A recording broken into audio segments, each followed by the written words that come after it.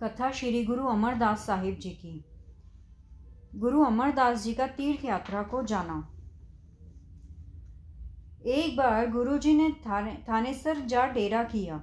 यहाँ बैठकर आप जी ने संगत को बताया कि कौरवों और पांडवों के महाभारत युद्ध के समय श्री कृष्ण जी ने अर्जुन को कर्म योगी बनने का उपदेश दिया था, जिसके फलस्वरूप गीता बनी। यह स्थान ज्योतिस्थर तीर्थ के नाम से प्रसिद्ध है। यहाँ गुरु जी के सत्संग में सारे मतों के योगी, सन्यासी और पंडित वैरागी बहुत आए। इनमें पंडितों और योगियों ने पूछा, महाराज, गुरु नानक देव जी ने जो अपनी वाणी उच्चारण की है उसका क्या कारण है, जबकि वेदों पुराणों में पहले ही सब कुछ लिखा हुआ है। यह आपकी नई रचना का लाभ क्या है? तो गुरु जी ने उत्तर दिया, जिस धरती पर बरसात पड़ती हो, क्या उस धरती में आगे पानी नहीं है? जिस तरह धरती में पानी प्रकट है, जो निरंतर ही सबको प्राप्त होता रहता है, परंतु फिर भी वर्षा का पानी उस पर बरसता रहता है। इस प्रकार हे भाई, तुम अपना भ्रम मिटा दो। वेदों पुराणों के होते हुए भी यह गुरु नानक देव जी की वाणी मंगलकारी और लाभदायक है।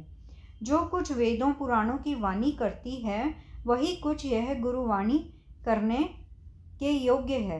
और वैसे ही जैसे वर्षा का पानी धरती के पानी में ही समाता है, यह वाणी भी उन वेदों पुराणों और दैव परमात्मा में जा ही मिलती है।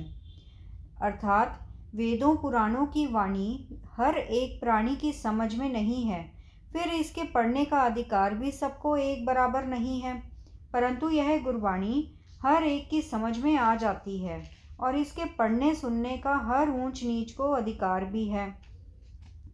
आप जी के यह वचन सुनकर सबके भ्रम निवृत्त हो गए और गुरु जी को नमस्कार करके उन्होंने उनकी शलाघा की।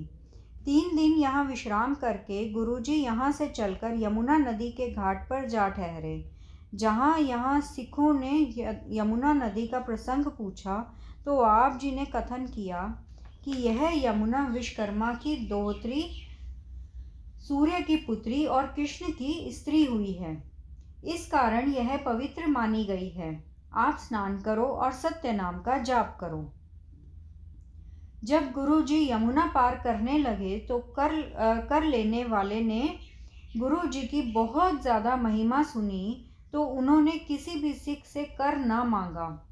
उस दिन और भी सब लोग गुरु जी का नाम लेकर मुफ्त ही यमुना से पार हो गए। कर लेने वाले अपने खाली तिजोरियां देखकर बहुत हैरान हुए कि आज हमारे साथ यह क्या अनहोनी बात हुई है। यमुना से पार गुरु जी के साथ बहुत संगत जुड़ गई है और आप जी ने यहाँ से चलकर गंगा के किनारे एक खुली जगह कनखल जा डेरा किया। रोज कीर्तन, सत्संग, उपदेश और अटूट लंगर का प्रवाह जारी हो गया।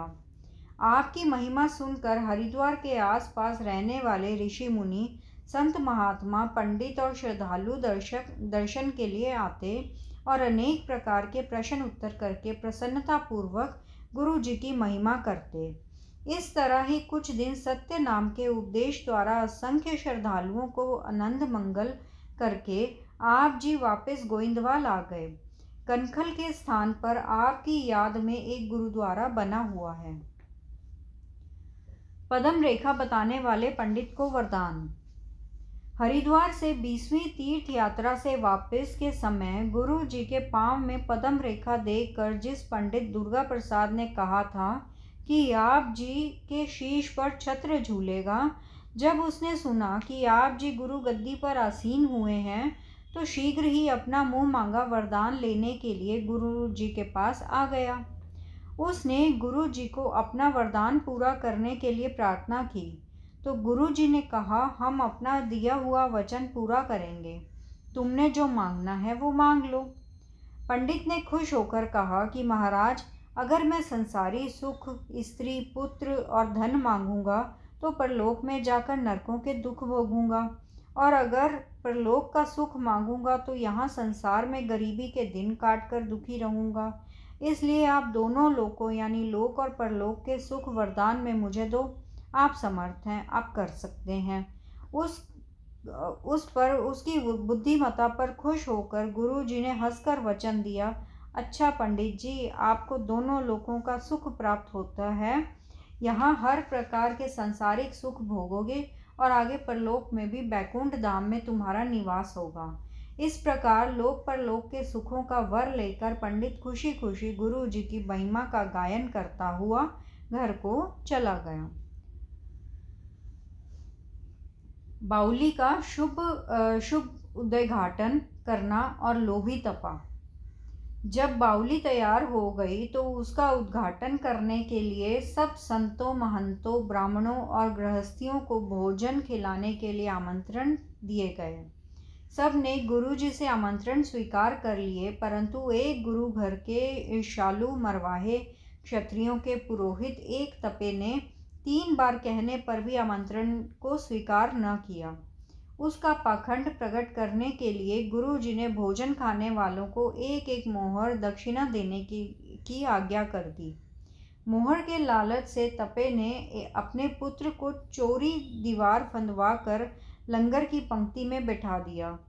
इसका यह कृत्य देखकर गांव के लोग हंसने लगे कि लोभ में आकर तपे ने यह बुरा काम किया है। मथो मुरारी, एक कोड़ी प्रेमा क्षत्रिय जिसका कोई देखभाल करने वाला नहीं था, वह गुरुजी की महिमा सुनकर गोइंदवाल आ गया और गुरुजी के निवास स्थान से कुछ दूर बैठ गया। मैं गया कछोटा लभा की रट लगाने लगा। जब इसको इस तरह ही कुछ दिन बीत गए तो कुछ सिखों ने गुरुजी को इसकी बात सुनाई और पूछा, महाराज वह क्या कहता रहता है, मैं गया कछोटा लभा। जी, मैं गया कछोटा लभा। गुरुजी ने कहा, जो कुछ वह कहता है उसका भाव यह है कि मेरा शरीर रूपी कपड़ा जो कुष्ठ रोग से चला गया था वह अब फिर मुझे मिल गया है। इस बात पर उसकी पूर्ण श्रद्धा अनुभव करके गुरुजी ने सिखों को आज्ञा दी कि इस कुष्ठ व्यक्ति को हमारे स्नान किए हुए पानी के गड्ढे में स्नान करवा कर नए मजीठ रंग के कपड़े में लपेट कर हमारे पास ले आओ। जब इस तरह गुरुजी की आज्ञा के अनुसार प्रेम को सिख तैयार करके गुरुजी के पास ले आए तो गुरुजी ने उसका मुंह कपड़े से बाहर निकालकर उस पर कृपा दृष्टि से देखकर उसको आरोप कर दिया। उसका शरीर स्वस्थ हो गया। गुरुजी ने उसका नाम मुरारी रख दिया। फिर गुरुजी ने एक दिन जब अपने सिखों को कहा कि जो कोई सिख इसको अपनी वर योग्य कन्या विवाह देगा उस पर हमारी बहुत प्रसन्नता होगी। तब गुरुजी की खुशी लेने के लिए शीह उपल क्षत्रिय ने अपनी मथो नामक पुत्री का इससे विवाह कर दिया। जब शीह की स्त्री ने इस बात का विरोध किया तो गुरुजी ने वचन किया कि तेरी लड़की का नाम मथा है और इस पुरुष का नाम हमने मुरारी रखा है। जो पुरुष मथो मुरारी का नाम लेगा उसके सब काम सिद्ध हो जाया करेंगे। इस वरदान से मथो की माता प्रसन्न हो गई। मथो मुरारी को गुरुजी ने सत्य नाम स्मरण का उपदेश देकर उसका लोक परलोक संवार दिया।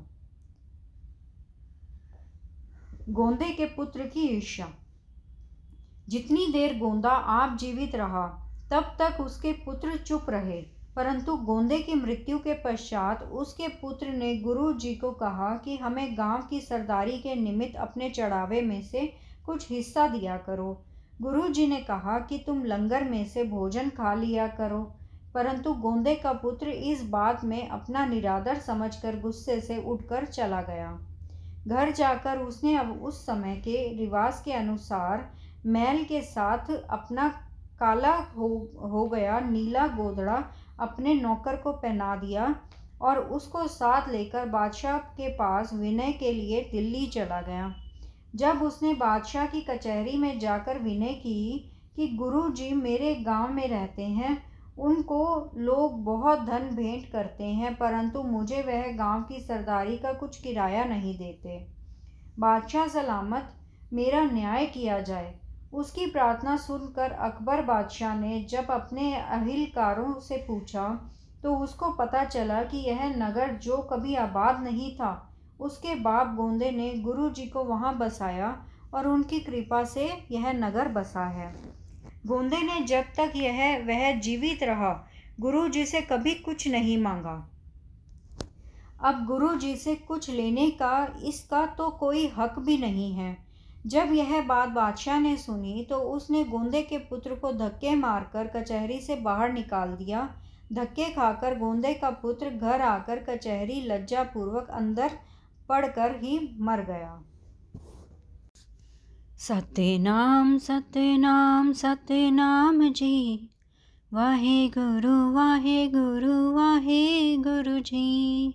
सतनाम सतनाम सतनाम जी, वाहे गुरु जी। वाहे गुरु तेरा शुक्र है, शुक्र है, शुक्र है तेरा दात्या, तेरा शुक्र है।